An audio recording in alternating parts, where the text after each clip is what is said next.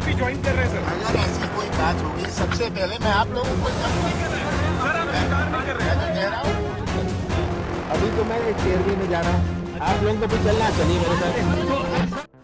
एक तरफ कांग्रेस 2024 के लोकसभा चुनाव की तैयारियों में अपनी पूरी ताकत झोंक रही है। राहुल गांधी भारत जोड़ो न्याय यात्रा को लेकर देश में कांग्रेस की जमीन मजबूत करने निकल पड़े हैं, तो दूसरी तरफ कांग्रेस छोड़कर उन्हीं के वरिष्ठ नेता या तो बीजेपी का दामन थाम ले रहे हैं या फिर अन्य पार्टियों में चले जा रहे हैं।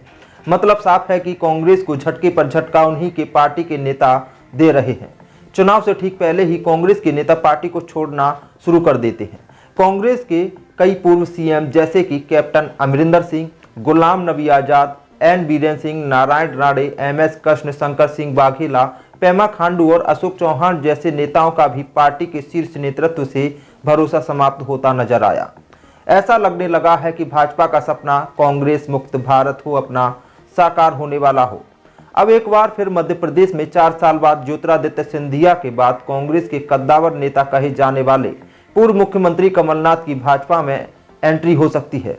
ऐसे में सवाल उठता है कि आखिर बड़े दिग्गज नेताओं का कांग्रेस से मोहभंग क्यों हो रहा है। कांग्रेस पार्टी से जिस तरह से बड़े नेता पार्टी छोड़कर जा रहे हैं, कहीं आने वाले दिनों में कांग्रेस में पार्टी से चुनाव लड़ने वाले नेताओं का अकाल न पड़ जाए।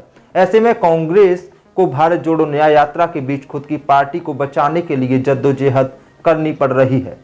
कहा जा रहा है कि मध्य प्रदेश में कमलनाथ अगर पार्टी छोड़कर बीजेपी में जाते हैं तो उनके साथ 2 दर्जन विधायक और महापौर भी कमलनाथ के साथ पार्टी छोड़ सकते हैं।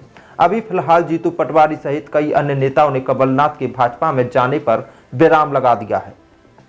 अब सवाल उठता है कि कांग्रेस चुनाव लड़ने की तैयारी करे या पार्टी से टूट रहे कुनबे को बचाने का प्रयास करे। कांग्रेस ने पूरे देश में विपक्ष को एनडीए के खिलाफ इकट्ठा करने के लिए इंडी गठबंधन तैयार किया। तब उसे लगा था कि देश की सत्ता तक पहुंचने के लिए यह रास्ता आसान होगा, लेकिन एक एक कर इंडी गठबंधन से पार्टियां अलग होती चली गईं। सबसे पहले नीतीश कुमार, जिन्होंने इस गठबंधन के लिए सबको इकट्ठा किया था, वो भी बीजेपी के साथ हो लिए। फिर ममता बनर्जी और अरविंद केजरीवाल को भी कांग्रेस का साथ रास नहीं आ रहा। जिस प्रकार से कांग्रेस से नेताओं का पलायन हो रहा है, उससे कांग्रेस और समूचे विपक्ष पर एक गंभीर मनोवैज्ञानिक दबाव पड़ रहा है। जैसे पिछले कुछ वर्षों से यह सिलसिला चल रहा है, पर अभी आम चुनाव से ठीक पहले बड़े नेताओं और उनके समर्थकों द्वारा पार्टी छोड़ना कांग्रेस के लिए बड़ा झटका हो सकता है। अगर हम 70-80 के दशक और उसके बाद के लोकसभा चुनाव को देखें तो इस बार पहली दफा ऐसा हो रहा है जब विपक्षी खेमा पूरी तरह से बिखरा हुआ है और हताश है। ना तो उसमें एका है और ना ही प्रधानमंत्री पद के लिए उनकी ओर से कोई घोषित उम्मीदवार। वर्ष 1984 के चुनाव में भी जब राजीव गांधी के नेतृत्व में कांग्रेस को प्रचंड बहुमत मिला था, विपक्ष में ऐसी हताशा नहीं थी और विपक्षी दलों ने पूरे दमखम के साथ चुनाव लड़ा था।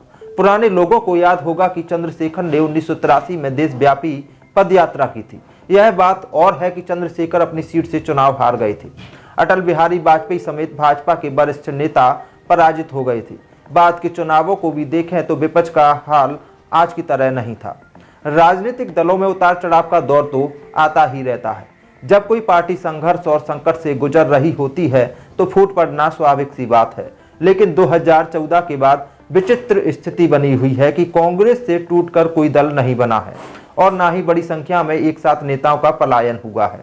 लेकिन एक एक करके जिन नेताओं ने पार्टी छोड़ी है उनकी संख्या 50 से अधिक हो चुकी है। यह क्रमिक क्षरण कांग्रेस के लिए बेहद चिंताजनक है। ऐसा लग रहा है कि बहुत से कांग्रेसी नेता भाजपा की नाव में सवारी करने के लिए तैयार बैठे हों। ऐसी स्थिति में कांग्रेस नेतृत्व को आंतरिक रूप से संवादहीनता के माहौल को समाप्त करना चाहिए तथा नेतृत्व को अधिक उत्तरदायी होना चाहिए।